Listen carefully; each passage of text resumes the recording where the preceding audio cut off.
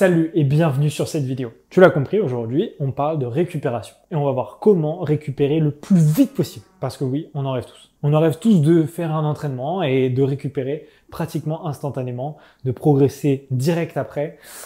C'est pas toujours facile, mais on va voir comment faire au mieux. Personnellement, c'est un protocole que j'appelle protocole à récupération instantanée. Tout simplement parce que on essaye d'aller au plus vite et au plus efficace possible. On n'est même pas au détriment de certains tissus, certains trucs. Il n'y a pas de dopage, il n'y a rien. C'est juste quelque chose que, en réalité, on prend pas forcément le temps de le faire et ça aide vraiment à la récupération. Et aujourd'hui, on va principalement parler de stratégie alimentaire. Dans une des dernières vidéos, on avait parlé de sommeil, une vidéo qui est juste au-dessus. On avait parlé du fait que c'est la nuit qu'au final, tu vas récupérer au maximum. Plein de techniques pour optimiser au mieux son sommeil, mais ça sert à rien de dormir et d'optimiser son sommeil si tu n'amènes pas à ton corps les outils dont il a besoin pour récupérer. Donc là, je vais pas te parler d'une alimentation générale. Ce serait beaucoup trop compliqué à faire en une seule vidéo. Là, je vais te parler d'une clé de l'alimentation qu'on doit faire juste après l'entraînement. T'entends plein de sons de cloche différents, il comprend pas toujours.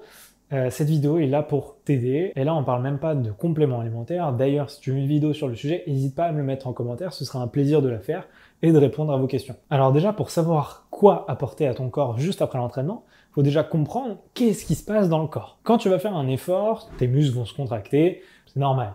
Ton corps va monter en température, il va devoir baisser cette température via la transpiration. Tout ça va créer un stress dans ton corps et lui, il va vouloir réparer les tissus et même se renforcer et recréer de nouvelles fibres, de nouveaux tissus pour être plus fort la prochaine fois qu'il subit un autre stimuli. Tu as les trois gros principes. J'utilise de l'énergie pour faire un mouvement. Le mouvement crée de la chaleur. Le mouvement était intense, donc le corps répare les tissus et recrée des tissus plus forts. Donc ton corps va devoir resynthétiser l'énergie.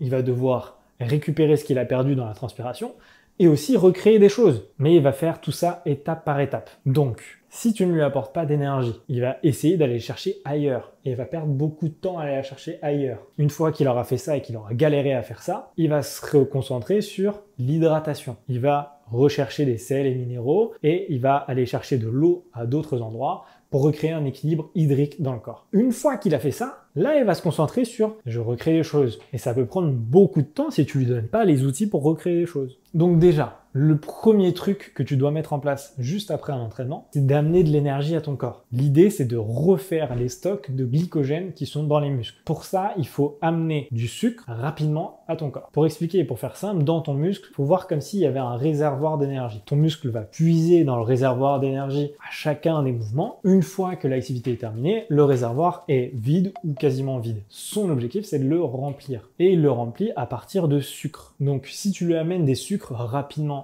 et aussi des sucres rapides, il va pouvoir recréer ses stocks d'énergie beaucoup plus rapidement que si tu ne lui en amènes pas. Parce que si tu ne lui en amènes pas, il va devoir recréer de l'énergie à partir des graisses qui sont disponibles dans ton corps ou à travers le foie et d'autres organes. En tout cas, il va devoir aller chercher ça lui-même. Donc, autant lui apporter un sucre rapide. Personnellement, ce que je peux faire après l'entraînement, c'est soit de me prendre une tartine de pain avec du miel, par exemple, ou même des sucres plutôt rapides. Après certaines courses, il m'arrive de prendre un soda.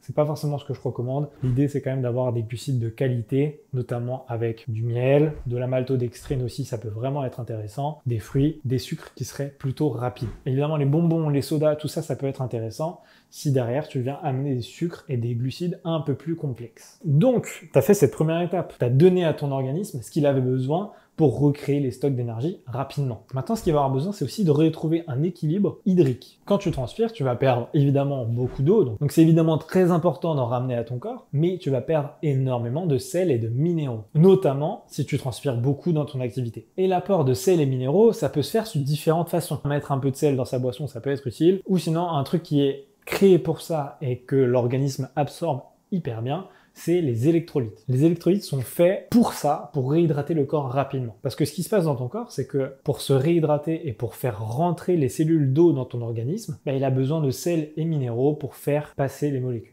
Évidemment, c'est très simplifié, mais c'est à peu près ce qui se passe dans ton corps. Donc, tu as amené des glucides rapides. Tu t'hydrates rapidement aussi après ton entraînement. Et maintenant, ce qui va être hyper intéressant aussi, c'est d'amener de quoi reconstruire. Et l'outil numéro 1 dans le corps pour construire, c'est les protéines. Et ça, peu importe le sport, que ce soit des exercices de force, d'hypertrophie, de vitesse, d'endurance, peu importe ton activité, ça va être toujours les protéines qui vont t'aider. Donc évidemment, ton apport en protéines peut être divers et varié, soit par des légumineuses, soit par des œufs, soit par de la viande, soit par même des protéines en poudre. Tout ça va être intéressant. Tu auras compris aussi, plus tu vas apporter des protéines rapidement, plus ça va être intéressant. Maintenant, quand est-ce qu'il faut faire tout ça?